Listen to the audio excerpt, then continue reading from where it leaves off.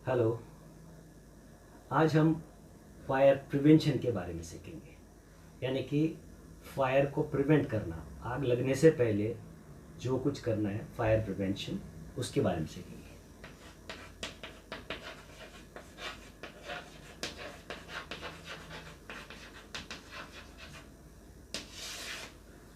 Okay, तो fire prevention यानी कि हमें क्या क्या ये सावधानियां बरत आग से, तो हमें जो भी प्रिवेंशन लेना पड़ता है, तो उन चीज़ों के बारे में हम आज देखेंगे। तो सबसे पहले है नो स्मोकिंग जोन। जहाँ भी हमारा कोई एक मतलब संस्था है या इंडस्ट्री है, मॉल है या आपका घर है, तो वहाँ जो फायर प्रिवेंशन मेजर्स में सबसे पहला और इम्पोर्टेंट पॉइंट है नो स्मोकिंग जोन होना चाहिए। नो स्मोकिंग जोन है, स्मोकिंग नहीं करना है वहाँ पे, सबसे पहली बात। ओके, और सेकंड, हमें प्रिवेंशन में ये सावधानी बरतनी है कि कहीं पे कुछ धुआं या कहीं पे छोटी सी आग या कुछ ऐसे कोई भी चीज़ हमने देख लिया, स्पार्किंग वायरिंग के अंदर हम लोग जो इलेक्ट्रिकल वायरिंग में कुछ स्पार्किंग देखते हैं, हम क्या करते हैं उसको नज़रअंदाज करते भाई कुछ नहीं होगा करके, लेकिन ये बहुत सीरियस मैटर है। तो हमें कभी भी इन चीज़ों पे ध्यान देना है कि ऐसा कुछ है तो उसे नज़रअंदाज नहीं करना है और उसके ऊपर कुछ ना कुछ उसको करके ठीक कर देना है। ओके, तो ओके, मतलब क्या कहते हैं उसको, ये जो स्पार्क्स है, स्मोक है, इन चीज़ों को नज़रअंदाज नहीं करना, यानी कि वहाँ पे आग लगने की संभावना है। ओके, और जो भी हमारे वायरिंग है, हमारी जो संस्था है या मॉल है या घर है, तो उसके जो वायरिंग है उसको उसको इंस्पेक्ट कराना, उसको उसका इंस्पेक्शन करना। हाँ, तो और उसको ठीक करा के लेना। उसके अंदर कुछ कोई टेम्परेचर आ रहा है उसको, या कहीं पे कुछ खराब है, तो ये सब चीज़ों को सही दुरुस्त कराना, ये हमारा फायर प्रिवेंशन के अंदर आता है। ओके, तीसरा, ओवरलोड है ना।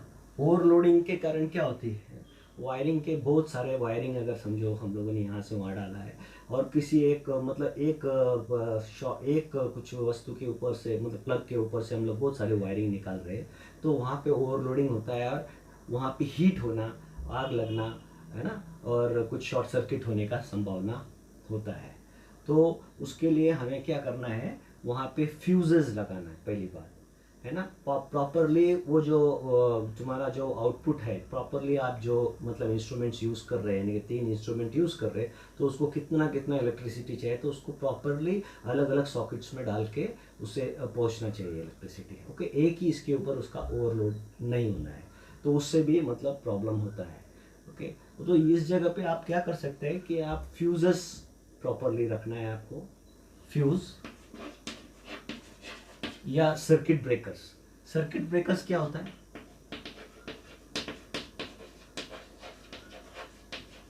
सर्किट ब्रेकर एक ऐसी चीज़ है कि अगर समझो ओवरलोड हो गया तो ऑटोमेटिक वो फ्यूज उड़ जाता है, वो वहाँ पे सर्किट ब्रेक कर देता है। तो वो सर्किट ब्रेकर, उस सर्किट ब्रेकर का उपयोग करना, यानी कि आग लगने से पहले ही वो कंट्रोल में आ जाए, वहाँ पे कुछ दुर्घटना न होए। ओके, और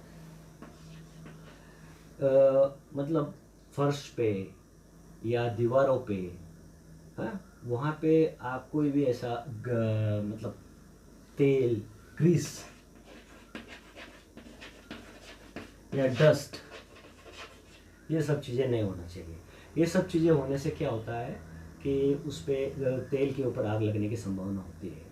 तो ये सब चीज़ें साफ़ रखना है आपको, धो धा के फर्श को अच्छी तरह से साफ़ करना है, दीवार भी अच्छी तरह से साफ़ रखना है, उससे वहाँ पे कुछ नहीं होगा। ओके, ये भी एक फायर प्रिवेंशन का पॉइंट है। अभी जो आपके संस्था है उसमें कभी कोई स्मोक डिटेक्टर्स होता है, हाँ ये सब कुछ होता है, तो उसको डिसेबल नहीं करना, उसमें एबल डिसेबल करने का सिस्टम होता है, तो उसको मतलब इनएक्टिव नहीं करना, उसको एक्टिव मोड पे रखना, मतलब उसको डिसेबल नहीं करना। किसको? स्मोक डिटेक्टर को।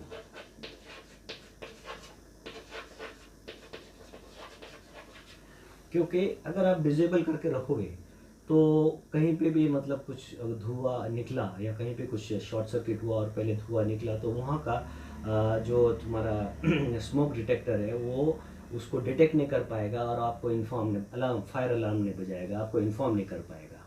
ओके, तो वैसे दुर्घटना हो सकती है। तो फायर प्रिवेंशन में स्मोक डिटेक्टर्स को भी ध्यान में रखना है सब चीज़ें।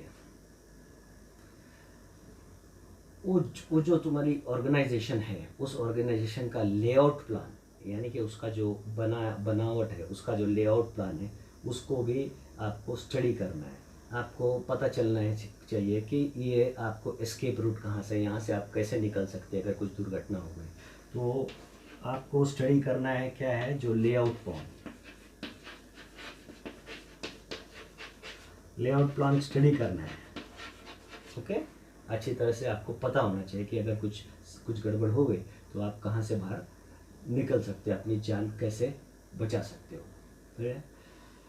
और फिर जो स्टोरेज प्लेसेस होते हैं आपके, जो गोडाउन्स है, जो स्टोरेज जो आप करते हैं, उसका रख रखावट सही होना चाहिए। हाँ, वो मतलब इम्प्रॉपर नहीं होना चाहिए।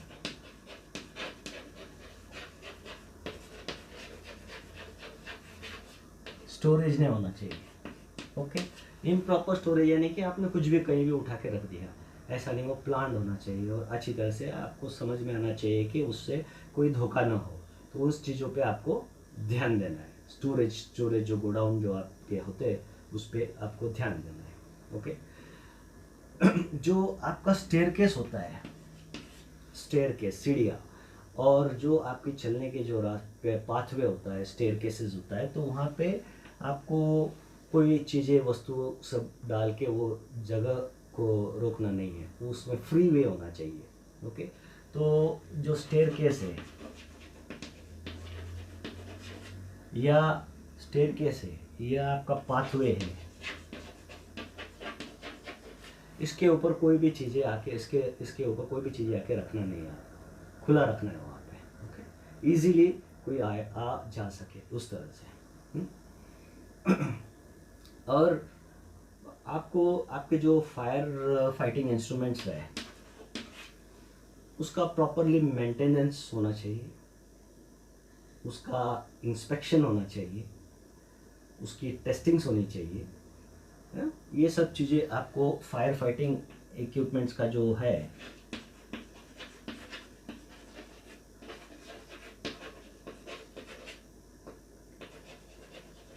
फायर फाइटिंग इक्विपमेंट है, इसके मेंटेनेंस होना चाहिए, टेस्टिंग होना चाहिए, समझे? है, और उसका बार बार इंस्पेक्शन होना चाहिए।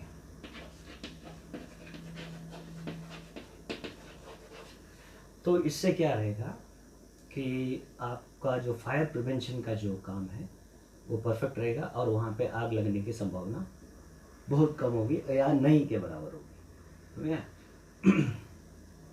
इसमें फिर आप इसके ऊपर रिस्क असेसमेंट जो कहा जाता है वो भी कर सकते हैं।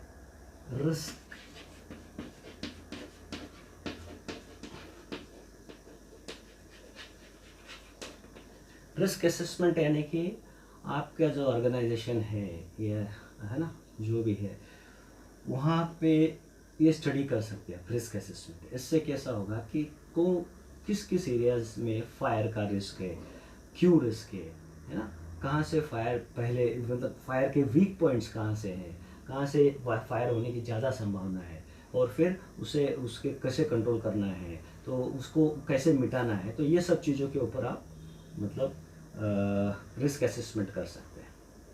ये होना ज़रूरी है फायर प्रिवेंशन में। और फाइनल है आपका जो फायर ड्रिल होता है वो कर आपके ऑर्गेनाइजेशन में बार बार होना चाहिए। और इवैक्यूएशन ड्रिल यानी कि लोग वहाँ से हटाना, लोगों को हटाना, इवैक्यूएट करना, वो जो ड्रिल्स है बार बार होना चाहिए। तो उसके अंदर फायर एंड इवैक्यूएशन ड्रिल ये बार बार होना चाहिए। ओके, समझ में? तो ये सब चीज़ें फायर प्रिवेंशन में आपको काम आता है। आपको फायर को लगने से पहले आप सावधानी जो बरतते हैं उसे कहते हैं फायर प्रिवेंशन। ओके, सो